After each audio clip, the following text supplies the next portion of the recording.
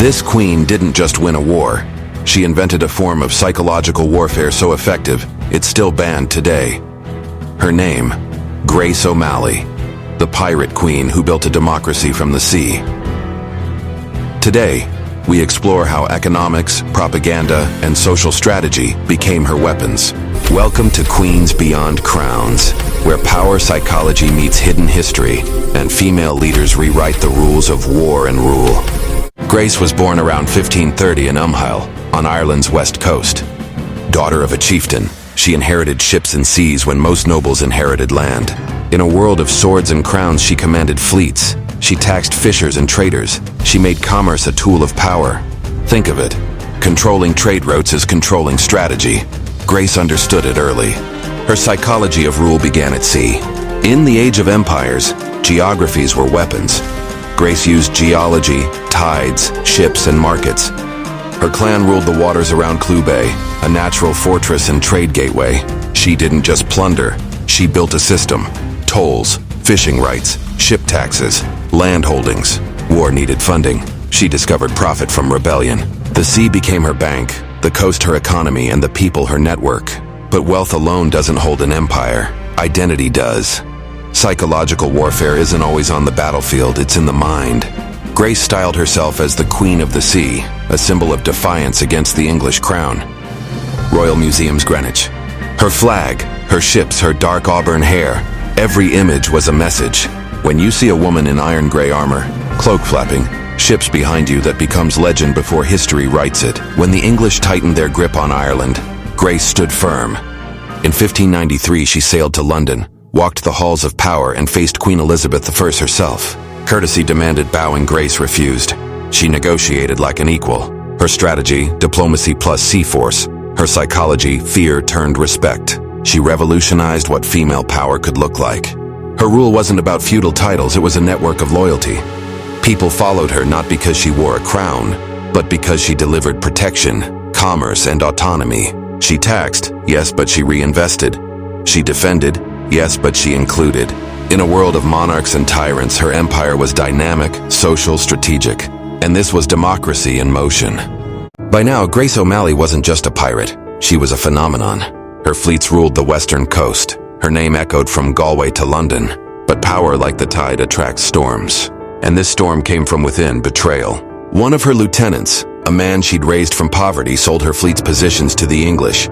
The crown offered silver, he sold her secrets. Grace's ships were ambushed near the Bay of Burrishoole. Fire on water, her pride burning on the waves. For most rulers, this would be defeat. For Grace, it became evolution.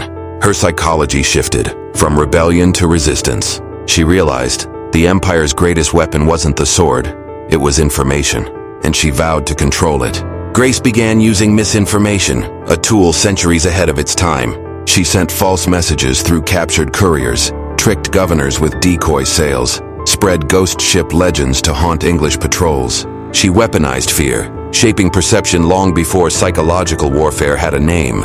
Each rumor was a sword in silence. Each silence a declaration of control.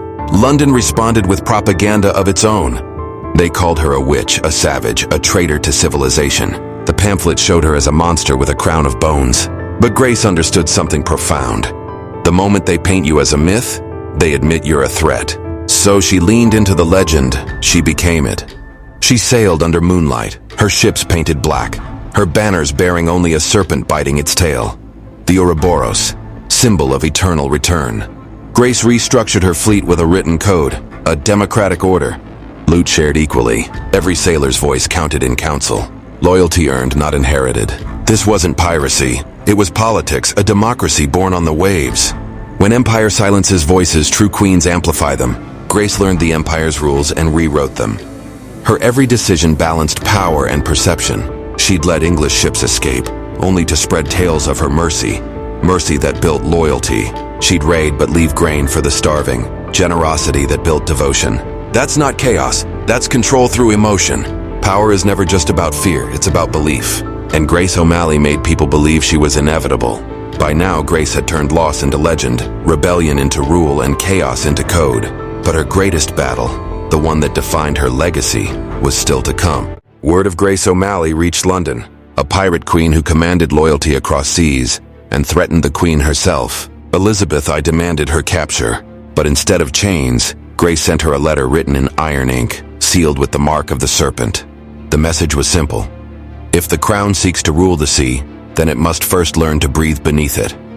To everyone's shock, Elizabeth I invited her to court, a pirate queen walking into the lion's den of empire. Grace wore no jewels, no crown, only her battle scars and the calm of command. The two women faced each other, the monarch of land and the monarch of sea. Historians say their meeting lasted nearly 2 hours. No translators, no guards between them. Two queens speaking in symbols, testing wills. Grace spoke of justice, of trade, of mercy. Elizabeth asked, "Why call yourself queen?" Grace answered, "Because a crown without courage is only metal." That line, historians say, froze the room. Instead of execution, Grace left the palace with something unthinkable, a treaty.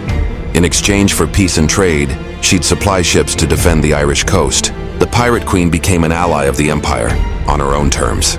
It wasn't surrender, it was strategy. The first psychological truce between two powers who understood one thing. Domination is temporary, influence is forever.